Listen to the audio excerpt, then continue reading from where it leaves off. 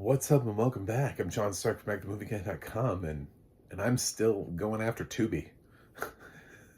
I've, I've left them off my list for a while. Like I haven't been paying attention to Tubi, and I'm like I'm doing all of these other movies that don't have audio description, all these other services.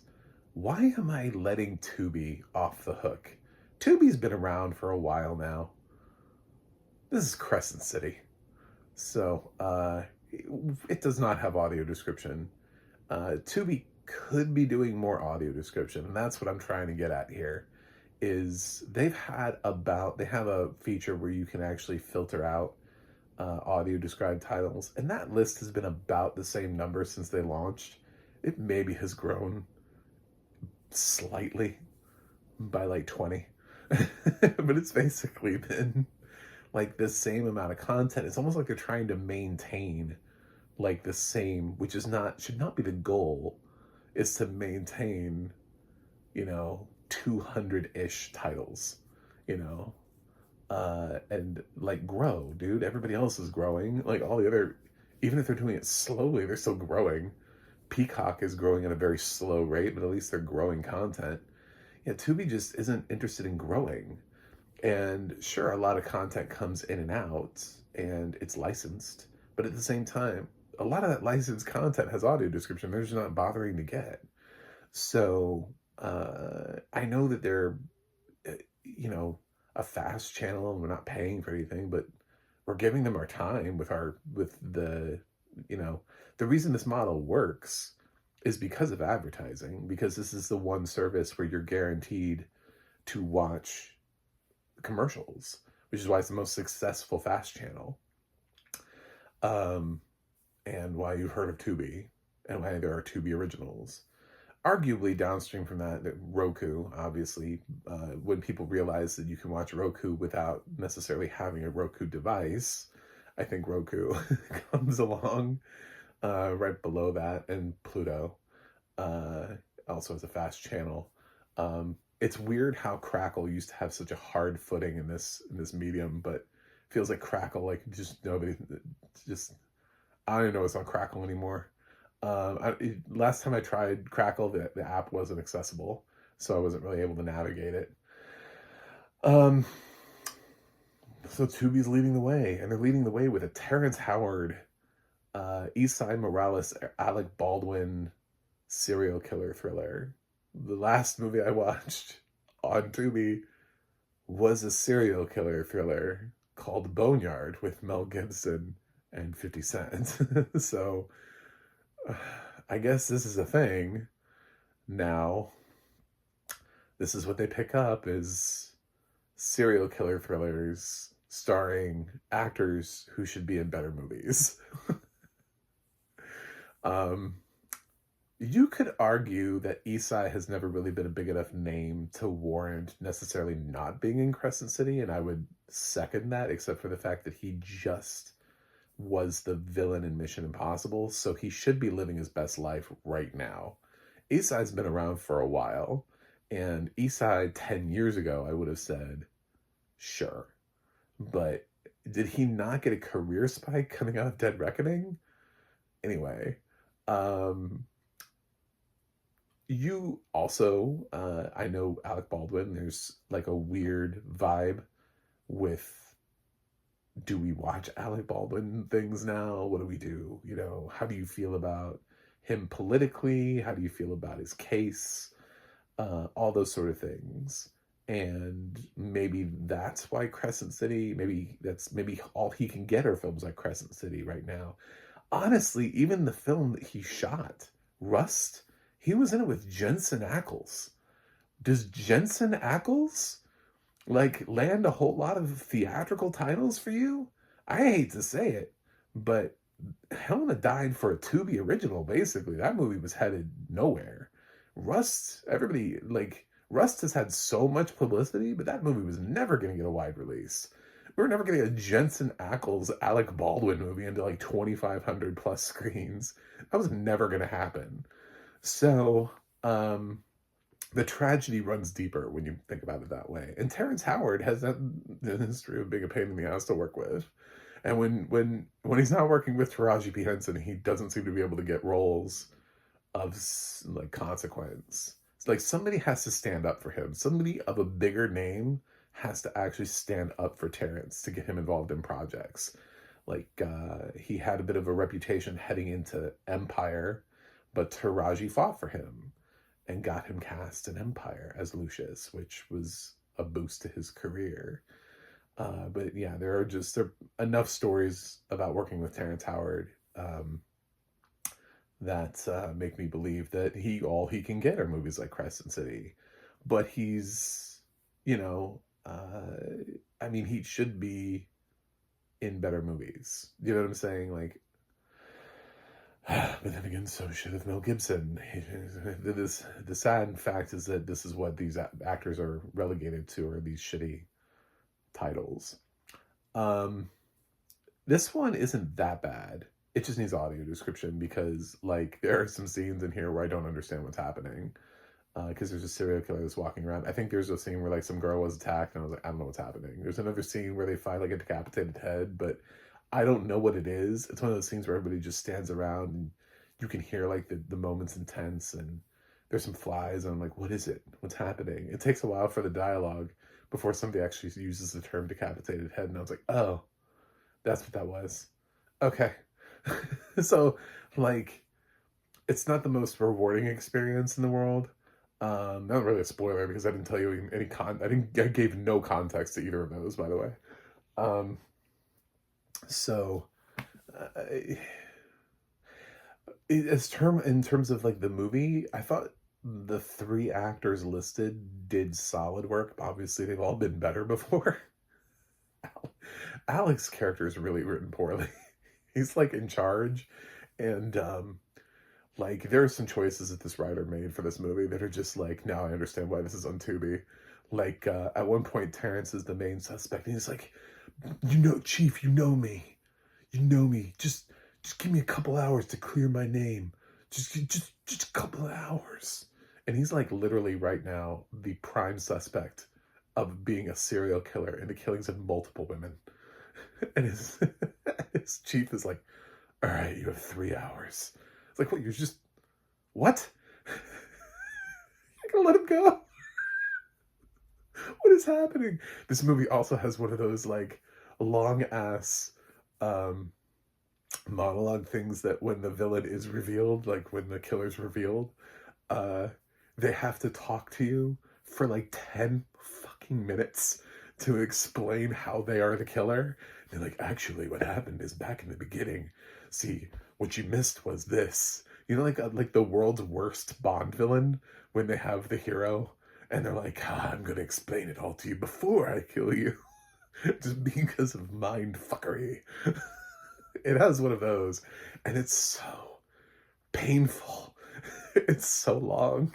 He's explained so much, and I'm like, oh God, if you have to explain this much, then the movie's not good. Like, you should not have to explain this much. Do you know what I'm saying? Like, look at Seven with Kevin Spacey. That's an excellent movie. It's a film classic everybody points to. You know what Kevin Spacey doesn't do for the final 10 minutes of the movie? Sit there and, like, explain the whole movie to the audience. He doesn't even tell Brad Pitt what's in the box because he knows what's in the box. The audience knows what's in the box. It's fucking called good direction. That's what it's called. It's called being an excellent screenwriter. It's called foreshadowing. If you do the stuff properly, you don't need a giant monologue at the end of the movie where the villain is like, this is what you've just watched.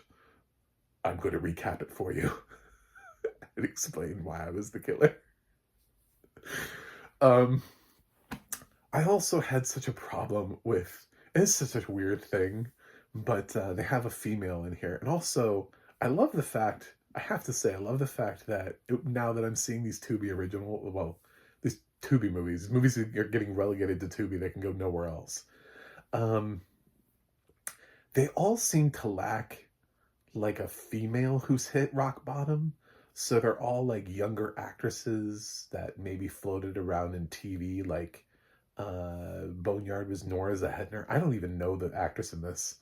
I'm not even familiar with, so it's not like she fell off, we don't have like Julia Ormond in here where you're like, what's the last thing Julia Ormond did? I can't remember, and suddenly she's in this movie. Um, no, it's just some Australian woman. And it's so weird because like Alec Baldwin introduces her as, oh, and we just in from the Tulsa branch. I was like, oh, from the Tulsa. Why is she Australian? Why does she have an Australian accent? What a strong choice to say Tulsa, because the writer could have written anything and they could have cast anybody. Like this actress is not well known. This could have been anybody in this role. And they cast somebody who does not sound like they're from Tulsa. You would expect somebody with like a southern accent or like a really bad like attempt at one to come in, like in from a in from the Tulsa office. Here's Reba McEntire. Like that would have made more sense. Instead of like in from the Tulsa office, we've got Crocodile Dundee. It's like what? Just, and I don't know, it makes no sense. But then and this is the only spoiler I'm going to give you. There's a scene where Terence finds out that she is um internal, what is that, IA or something like that, right? Internal affairs, that she's IA. And they're like in I got this with no audio description too, so it was even funnier because like they just did the scene and then like there's somewhere else and it's I guess just the two of them, and he pulls her aside and Terrence does his deepest anger dramatic acting. He's like, why didn't you tell me you were IA? And then she responds with, because I didn't want that look that you're giving me right now. You know what they do right after that? They fuck. That's what they do immediately after that. He's so angry at her being IA that they have a sex scene. And suddenly these characters are overly complicated with this weird relationship that didn't exist before. It's a strong choice. I gotta say, it's a strong choice. You should have told me you're IA sooner. There's one thing that I love doing with IA. God, I'm so hot right now. Like, just, I don't know. It's just, what is the implication here? Like, what are we even doing? So, are there worse movies? Sure. This one is silly, though. This one just seems like it's doing a whole lot of self-inflicted wounds from the director and writer. But the problem is that the actors are fine. Like, honestly, Terrence, Isai, and Alec all do fine work. And the girl she's fine too. She's just not from Tulsa. I would have not picked a city where you have like an expected sort of regional accent and been like just transferred in from Los Angeles, or you know what I'm saying, like transferred in from, I don't know, DC, somewhere. Pick something where you're more likely to pick up, not like the Midwest, not Tulsa. I don't know. It's very weird. Anyway, um, yeah, there were plenty of scenes where we needed, and this thing dives into like religion and kind of like abandons it, and I don't know, whatever. It's on Tubi. It should have audio description. My official grade is unwatchable due to lack of audio description. I have a feeling their wild horses couldn't pull this thing to a fresh rating though.